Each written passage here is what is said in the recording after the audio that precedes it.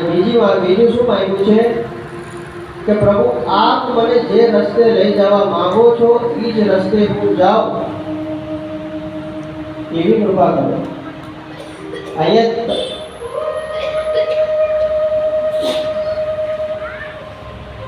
તકલીફ ક્યાં થાય છે કે જ્યારે આપણી ઈચ્છા અને પ્રભુની ઈચ્છા અલગ પડે ત્યાં તકલીફ થાય।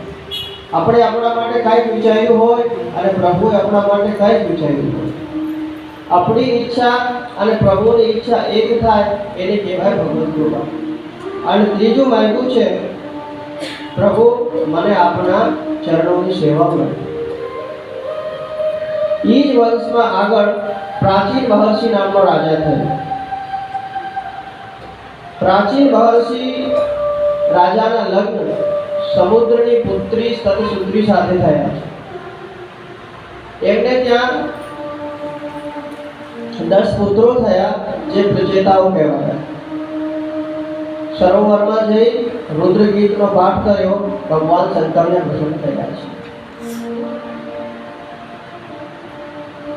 પછી પ્રાચીન મહર્ષિ રાજાને નારદજીએ ઉપદેશ કર્યો છે, પુરંજન આખ્યાન સંભળાવ્યું છે।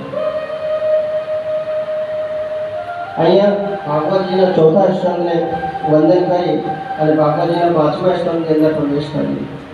પહેલો સ્કંદ કઈ લીલા છે?